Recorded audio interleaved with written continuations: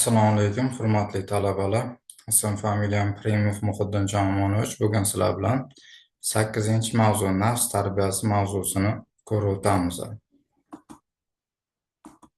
Mavzu mobaynida quyidagi rejalarni ko'rib o'tamiz. Birinchisi nafs tushunchasi va uning turlari, ikkinchisi islomda nafs va qalb o'rtasidagi bog'liqlik, uchinchisi nafs istaklarga berilishning oqibatlari hamda to'rtinchisi zamonaviy hayotda nafsni jilolashdagi muammolar deb nomlanadi. Albatta, bugungi mavzuyimiz juda qiziq mavzulardan bittasi, ya'ni nafs. Nafs nima o'zi? Ya'ni nafs bu islom falsafasida insonni ichki meni, ya'ni ruhiy psixologik tomoni sifatida ko'rsatib o'tiladi. Aynan Qur'onda ham nafsni bir necha turlari ko'rsatib o'tilgan. Masalan, yovuzlikka undovchi nafs, o'zini ayblovchi nafs hamda xotirjam nafs kabi turlarga bo'linadi. Nafsga agar e'tibor qaratadigan bo'lsak, aynan Yusuf surasida ham nafsni yomonlikka buyurishi haqida oyat mavjud. Aynan Hasan al-Basriyda nafsni insonning eng yaqin dushmani sifatida ko'rsatilishi ham juda ko'plab muarrixlar tomonidan, juda ko'plab ota-bobolarimiz tomonidan aynan nafs haqida yozilgan kitoblarda ham ko'rsatib o'tilgan. Masalan, sharq mutafakkirlaridan Al-G'azzoliyda, Jaloliddin Rumiyda asarlarida ham nafsni yovvoyi otga o'xshatiladi, ya'ni uni jilovlash zarurligi aytib o'tiladi.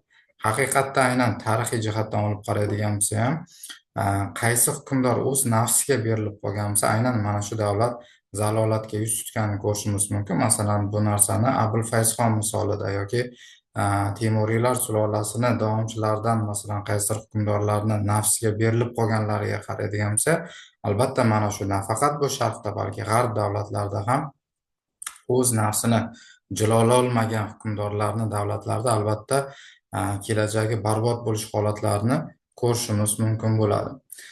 Islom ta'limotida albatta qalb bu tanani ruhiy markaz sifatida ko'rsatilgan va u nafs bilan o'zaro bog'liqligi. Agarda qalb toza bo'ladigan bo'lsa, nafs ham tarbiyalanish ko'rsatib o'tilgan. Shuning uchun ham payg'ambarimiz Muhammad sallallohu alayhi va sallam o'z hadislarida qalbni tana hukmdori sifatida ko'rsatib o'tganlar.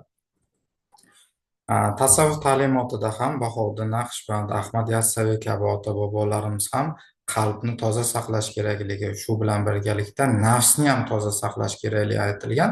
Buni turli yo'llar ko'rsatib o'tilgan. Masalan, eng zo'r yo'llardan bittasi zikr, riyozat, halol rizq orqali nafsni toza saqlash mumkinligi haqida ko'rsatib o'tilgan. Albatta, bugungi kunda ham ko'ryapmizki, aynan juda ko'p insonlarda nafsga berilishi, nafsni jilolay olmasligi natijasida jamiyatda bo'layotgan mana shu muammolar tarixiy ildizlari ham, ya'ni tarixda ham xuddi mana shu narsalar takrorlanishining eng asosiy sabablaridan bittasi sifatida insonlarda nafsini jilolay olmasligida bo'lganligini ko'rishimiz mumkin bo'ladi.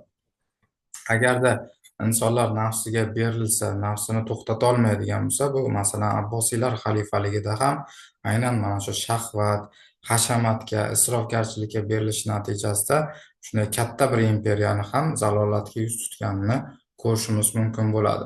Shu jihatdan nafsni tepkil degan tushuncha tarixda ko'p takrorlanadi, ya'ni insonlarni boylikdan, ayollardan hamda jamiyatda o'z obro' e'tiborini oshirishga bo'lgan qilgan harakatlarni turli xil nojoiz yo'llar bilan ko'rsatishga harakat qilishi, o'z nafsiga berilish natijasiga halollikdan, to'g'ri yo'ldan adashishiga olib keladi va natijada bu narsani oqibatlari faqatgina yomon oqibatlarga olib kelishini ko'rishimiz mumkin bo'ladi.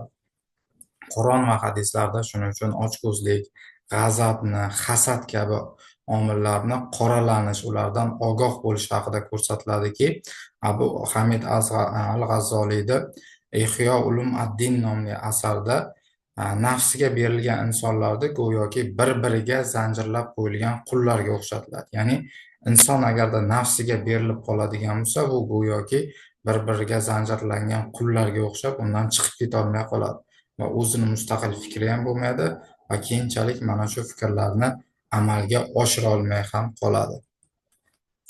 Bugungi kunda albatta ijtimoiy tarmoqlar, reklamalar va turli xil blogerlarni hayotlariga e'tibor qaratadigan bo'lsak, hammasi go'yoki juda chiroyli yashayotgandek, zo'r joylarda dam olayotgandek ko'rilayotgan holatlarni ko'rish natijasi, albatta barcha insonlarda xuddi shunday yashagisi keladi va mana shunday hayot tarzini orzu qilish natijasida birinchidan er-xotin o'rtasidagi munosabatlarning buzilishida, ikkinchida farzand tarbiyasida bo'layotgan munosabatlarda, hamda uchinchida o'z hayoti va karyerasida bo'layotgan nafs bilan bog'liq to'siq vujudga kelishiga sabab bo'ladi va ko'pincha mana shuni natijasida ba'zi bir insonlar uni to'g'ri jilolay olmasligi natijasida korrupsiya holatlarini bo'lishi, jinoiy yo'l bilan pul topishga, mana shu narsalarga intilishga harakat qilishi, ba'zi hollarda esa mana shu nafsini jilolay olmasligi natijasida boshqa bir qing'ir yo'llarga kirib ketishi natijasida nafaqat o'zini ish faoliyatida, karyerasida, balki oilaviy hayotida ham turli xil nomutanosibliklarni vujudga kelishiga sabab bo'ladiki, shuning uchun ham Madaniyat vazirligi tomonidan ham ko'plab san'atkorlarga va mana shu blogerlarga bunaqa narsalarni targ'ib etmaslik va insonlarni hamma ham bu nafsini tarbiyalashda o'ziga xos bo'lgan darajaga yetishmaganligi tufayli o'z hayot tarzidan nolish va buning natijasida turli xil depressiyalarga berilib qolishini psixologlar tomonidan ko'rsatilyaptiki, mana shu stress natijasida insonlarda sabr, qanoat, halol mehnat qilish hamda zikrni o'z vaqtida qilishda bir muammolarni vujudga kelishi natijasida ularni hayot tarzida o'zgarishlar bo'lishiga olib kelyaptiki, aslida bu ijtimoiy tarmoqlarda ko'rsatilgan narsalar ham hammasi ham haqiqat emasligi, shu blogerlarni o'zlari ham ko'rsatayotgan mashinasi va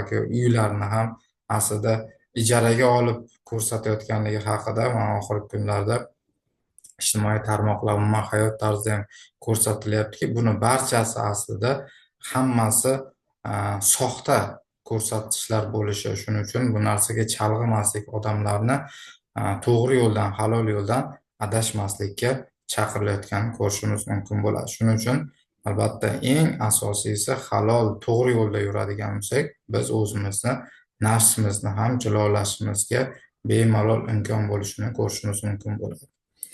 Keyingi darsda ko'rishguncha sog' bo'linglar.